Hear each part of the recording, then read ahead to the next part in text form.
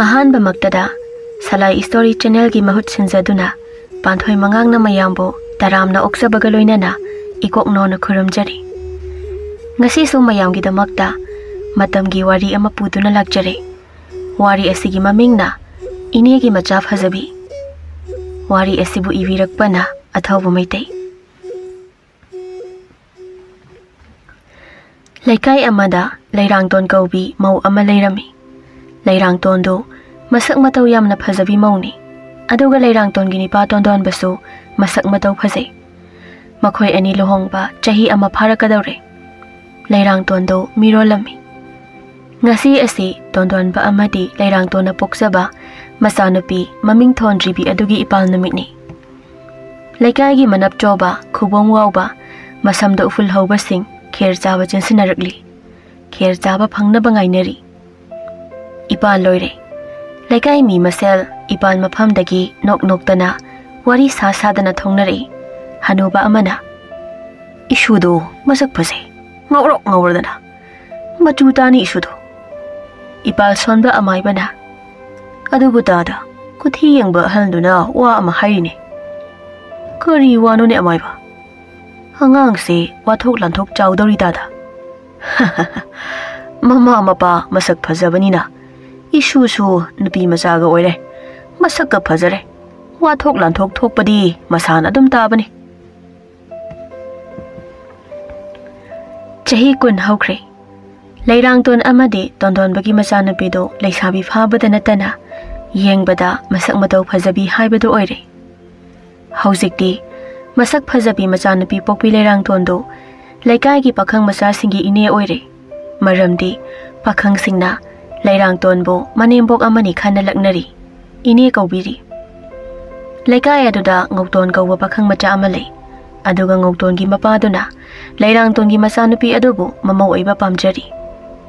Nongma ngokton gi mapa nongdona ngoktonda ibungo mau masak phajan siko laikai da masak phajabi na hali ko baje na ikai bam khangjilaktre ima su laikai nupi namau nupi su laikai nupi nataba atopa nupi mayam amasu pokpani baji pangkhri dei bo nangsa nupi koi ki hairadi senaba nungaiba ayuk nuthul uningba matamda uba phangadaba nupi koi da wani ni nangbo numidangdi unaba yadra haise baje numidangdi nupi chenaba khaklo da neibo baje hangoi bo yam nangla kanu ikai khangda tongnagumsi kori yangang nani masibo ipa isa khak leiba sida ibani su amu ikai nerabadi ipa isa di kamaina lemina dawriba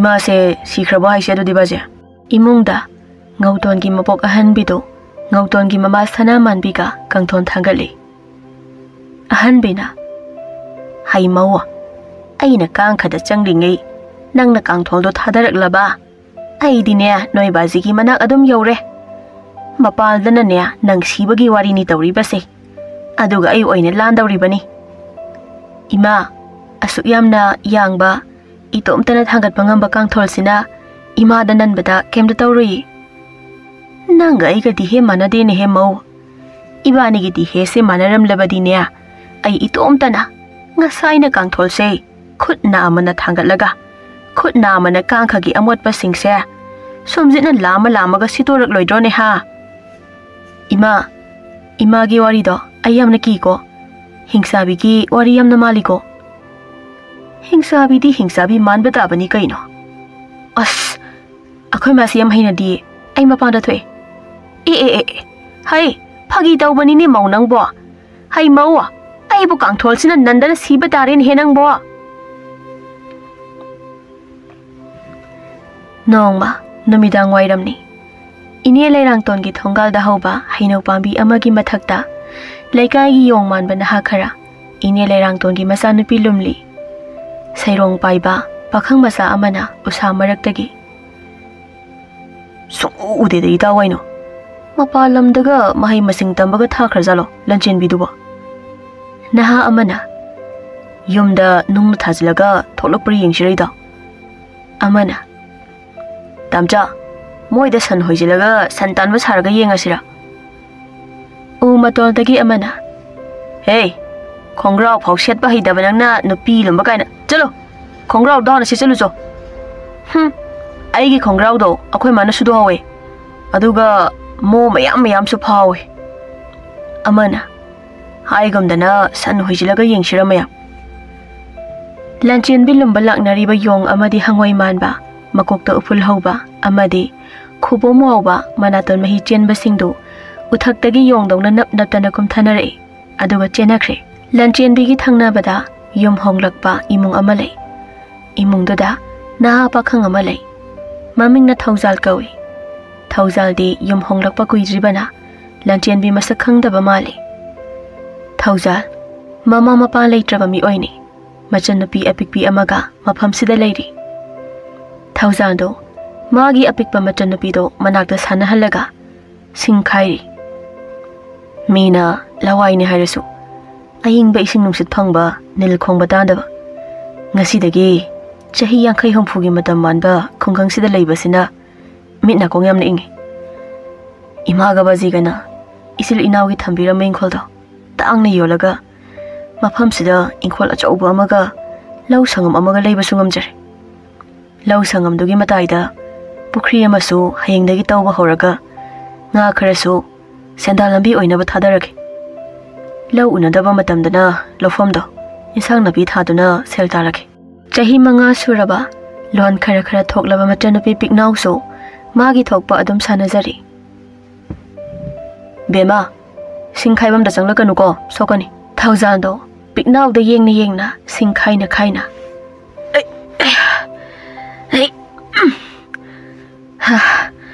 ngasigi namisima singsi loina khaidok laga thamlake hai thaujal do makhwang nabagi singkhai badu lepaga makhwang du tingthok laga koina amuk yengli anda boilan chen bidi thaujal bu masak khangla malai lanchen bidu yumgi thonau dagi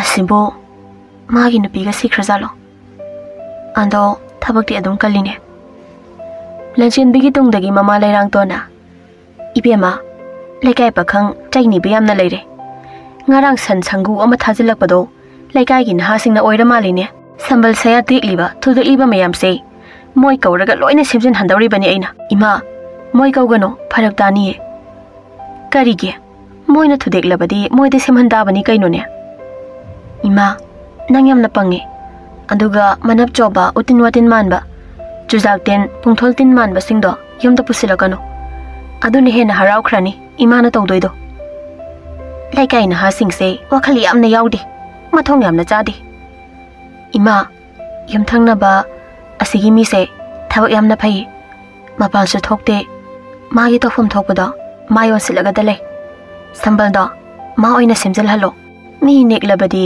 selfie da bayari ni bema napa da oina semjal halasi tanja da san sangu ama amu huptana lanchen bigi sumang lomda changlei lanchen biga mama ga to tofang khangdana ahai ibungo tari bra ibungo nane gi da san sangu ama sensilei nang amuk ta tanbiru laune he som da thaujal de mangon da natra boy khandana singkhai badu loiraga sumangda masal napi piknaw do poraga singphauri lanchen bine yam pakana khonjal kana hain he hai as ibong tabra ibong as tar su khum dene ho ibong yum honglak pa ibong san yam na change amuk ta tan piyo aingondaro ngasai di moina kaurise inegi ingkholsidi san ngawta kaidana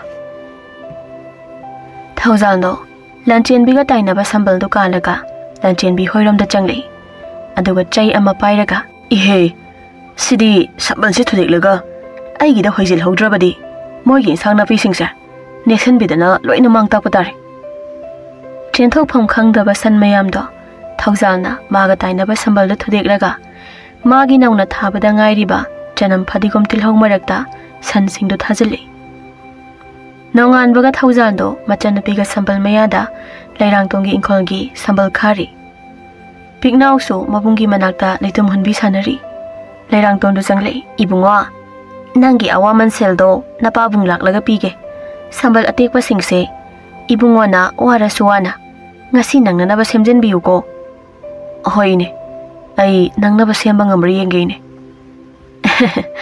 Nang so aingonda ine kauri bro. Ine kauba nungai tragaso idom chara imara kaino ama kaurge. Adugi nate. Ine adum kauda. Nasal na pibo ngauzaba pamzaba na hasing na niya. Ay se ine ngakta ni kaubiri se. Oh, kauda sano kay daw ne.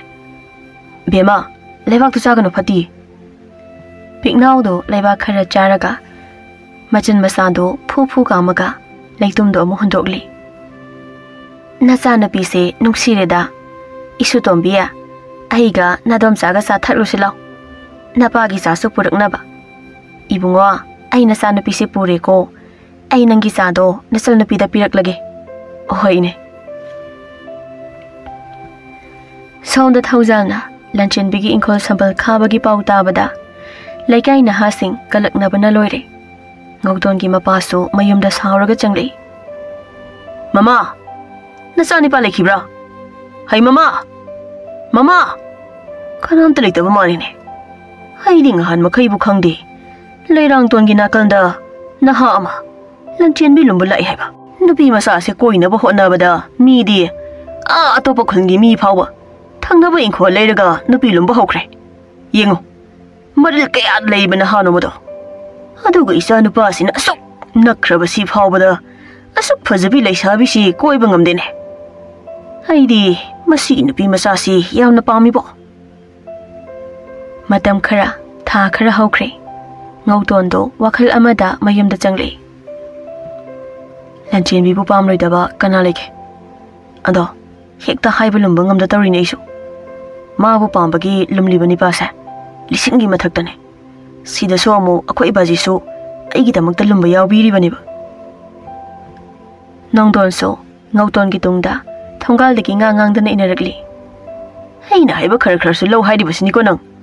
Lanchin bi se koi gi hairabadi laikai gi lekho machu manba nung leibak chaba manba samung kuchu manba singsiga punganu ne. Mapa amata na machada nupi koyu insintabani ko. Ado ay dinangi mateng pangli basini. Ngawton do manggol gi churida phamlaga. Baje, mapal sungthok taba nupi do aina kamaina thengnadawri bano. Natraga san amom sangom thokpi ama leibiro. Sangom yon ba changage. Nangi da yaine. Ngaiko. San leijingai da hawai ja yon ba hana chang. Imung da hanbi do phau hapam kot makha kanna sengli. Aduga sana manbina ko tungakli. Ima, nachaga na suga sina. Oibe ya bawa amata tanadri basibu karigino. Hai, sauri bani dana. Kot ka do ayon da muk thadarakani. Mogi thokpa toksanu. Kot to kharaga wangna thangatlu. Ai makha se amukta lamge. Namidangni ngawton mapa masado san loiraga. Phajin ni khangdaba san tara kunmuk hoiraga lambida lakli. Aduga somda thauzal so sumangda sumbalda phau kanna suri. Piknaw na thauzal gi manhakta phakmacha amada tumli. Lanchin bigi mapa tondon bado sumangda maipu haina. Mama. Tari bro mama. Lairang tondo thongsil-dagi. Tare. Maita laurubani. Asomda mapa masasi phau suriba malini. Lawai na may susang naidi akoy gise. Jeng chara leibra amukta hangbiruso mapa masasi. Yom thang na bani. Awat apa hang na daw ni. Hoy mapa. Angang se ay nasu tabak pa na sisinarabani. Handak mapa na yumda to'y na leitaba sida. Tawram ni nangsu. Mingon da pa konsi badi makok ni na. Natraga nahase masano piduga kaugi kauro. Thauzaldo tondon bana magi yumda kaurami. Thauzaldo mora macha amada piknaw do pamlaga phamli. Piknaw su tumli. Thauzal haibani ko. Nangi mingdo haibungo. Ahoy khara. Laikai se. Warak watem bi bawatba nahay amna leibani. Insang na pina pungsang sanglamba iging khol se. San hoijilaga hehek mangta khalibasi ngasi ngarang tagi nate. Adobo nahakna aigi mateng hehek pangi haibase. Namana hai. Adobo atopawa amana. Nangi di nasana pisiga nanga khak leibani. Maram asina nangna chakonggi tangay fadaba awat pasing. Nane da haiba hangoi ganu ko. Nang na ikhoi da koi jiba makai. Ikhoi shu nangi na teng ni ba ngam ga dori bane. Ni ba haibi ganu khura. Ta ba nu ngai jade. Tangai fada bakan khura amadi inegi mateng ni jarake. Ah. Nahak po hauzik da ni bagi wafam do yakida badaine. Aingon da na khura. Aduga mama da na ine. Hoida. Taksi khasi kaina draga lore. Ahoi khura. Lairang tol amuk changlei. Na khura na phagi tawri ni da. Nasal na pina mapal thokdri base. Laikai gi na hasing mathong yam na chadi. Mama oisage na mangol karak pa imung chama hele. Aduna nasal na pisi mapal thokpa ngamdre. Aduga mathong chaba naha imung amatasu mangol kabiraktaba tawri base. Isa amakhakni ani suna pokpa yaba matam su oidre. Aduna ne imagti afaba khankini. Aduga anakpa haibadi ho ha haibada khongna hekta yoba ngamgadawba mafamda isa thajaningi ibung oidi. Tanjadu da lanchen bido makhutta phadi ama pairaga thole. Ibung ima ibung se karam kanda laklino. Baje ibung se yumthangnarasu aikhoi da susang changlaktabane. Changlaklabasu ingkhol da changkhini. Aduga machanupi siga adum hanna fawa yenglamdana hankhini. Khura ine ayumda mu hanna ba tawjarake. Phare phare nongma ipaga chak hauba masasi yawro Thaujal chakhibaga lanchen bina ngakna. Ima aibu mangonda kari hayurage mana sakrisibo. Ibema sakrasano nupi angang leiraba mini. Nangsu khara sakselo. Yumda toina changhangano. Mateng pangsinaba oirambasi yai. Karino baje ai changlakpada mayumda hathu chatkriba mi se aikhoi mateng panglise matal oigadawribro. Adoni ibema masa asiga thongalomda thokrise. Ihe konthong si su amuk lonsin biram lene magi se. Chakhomdani lairang ton lanchen bida. Ibema nangi se cha insang khara henbra. Kaigino ima laikai na san hoijilakpado bijage hairo. Hai mina haisi takho. Chak to sengna pukham apakpa sida phajaba ma hapune. Ima kanagi huida bijage haino. Aidine hui sunu sidre kari mata nu sidre. San changlaklaga khongda buhui ro. Napa tani nangbo. Lanchen biga mama ga do pukham apakpa amada chaka insanga hapaga thaujal gi manakta lakli.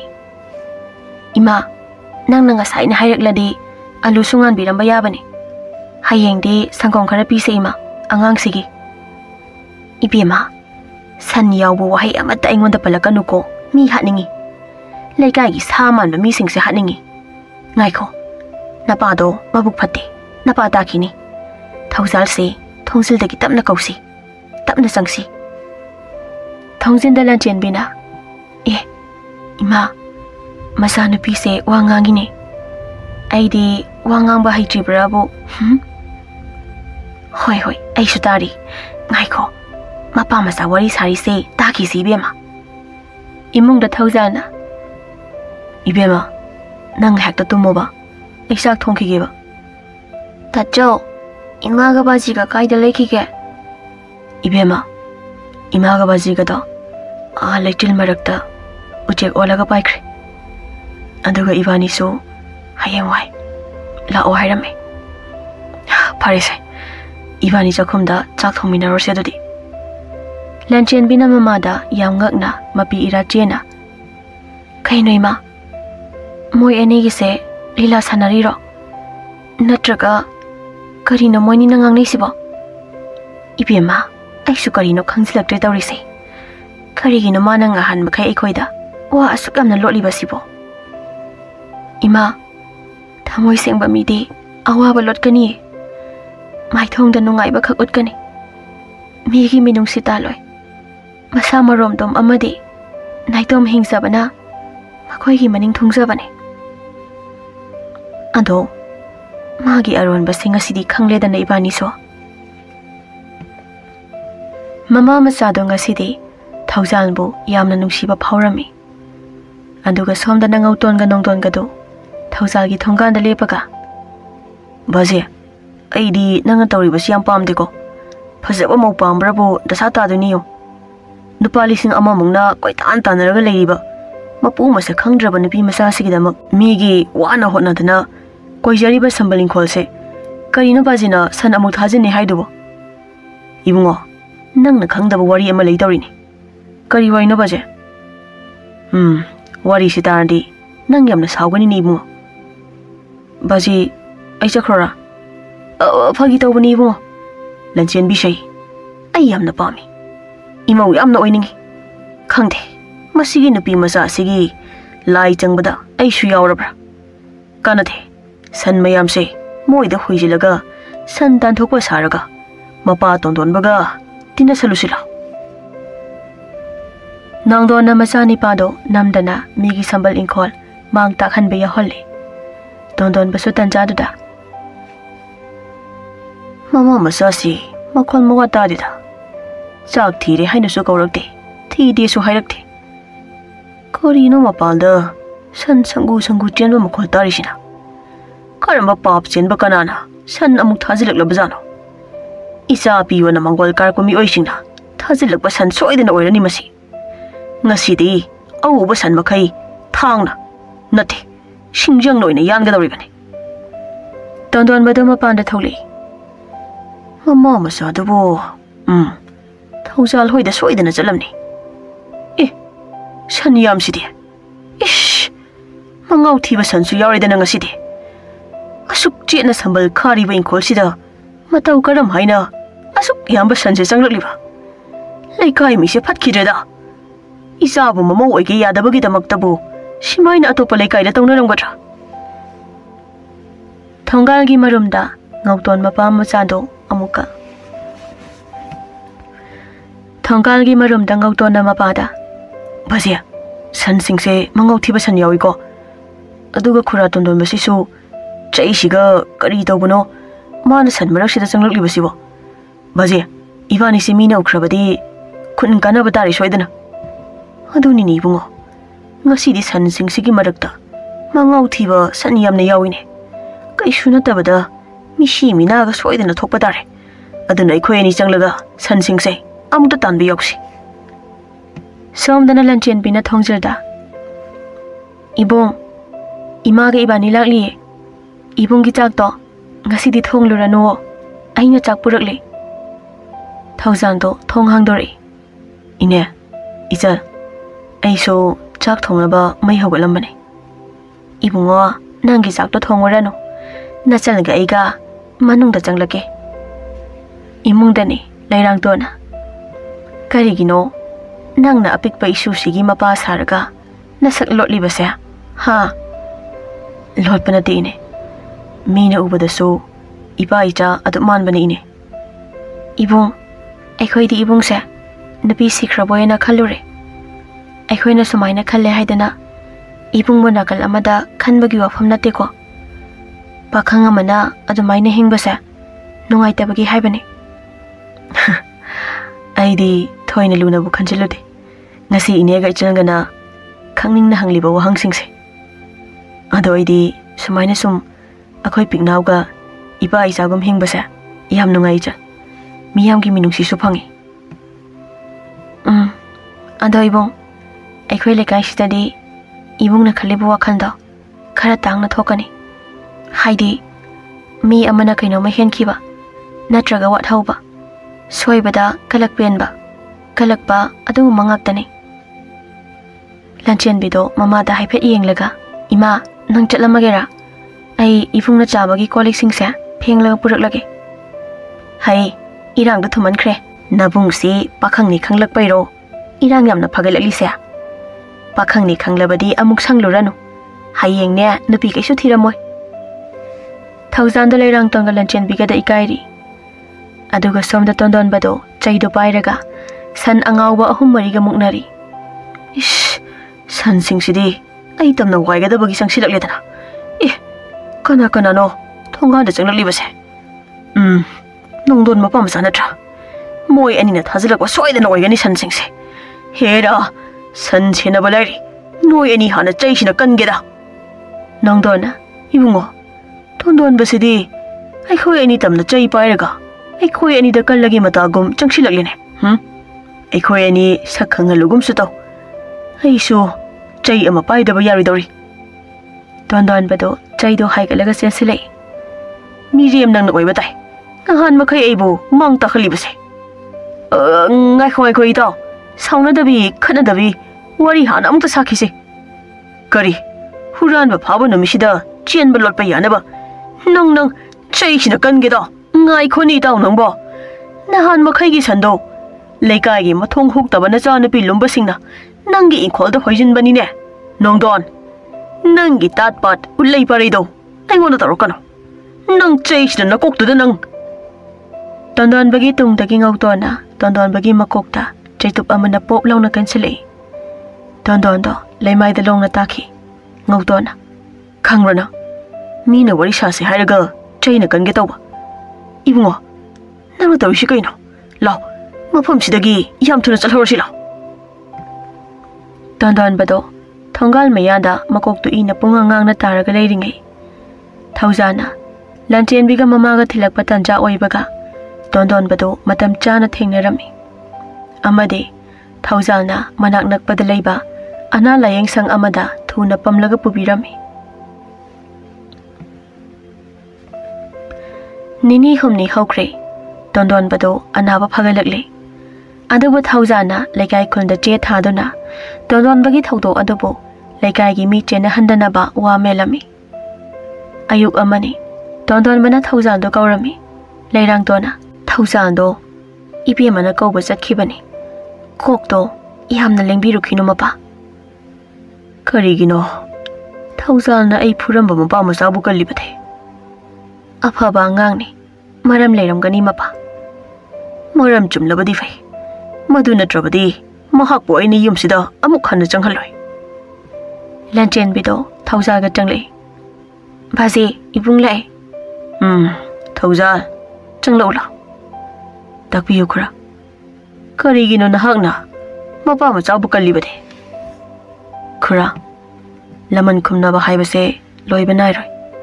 Maram masina, Makoina kurabu, Bukchel chawumi oi amani haina nabagidamakta. Makadaba, asiguma thodok thoktaba oinaba. Mapa masani nasu, ikaiba pokchanaba. Atay wakhal tadaba singnasu, ikaiba pokchanaba. Nasana sinzawa thorani kura. Tondon bado, Lanchen bida yenglaga. Nang hik pamba angang do. Nasan pini haibasi, Jumra Tausa. Ibiamana pamlibasa. Tauzando taminale. Layrang dona. Ho pakang oira medana, masigi samputse. Ibiama. Ishudo, ay amukta pamke, lauruso.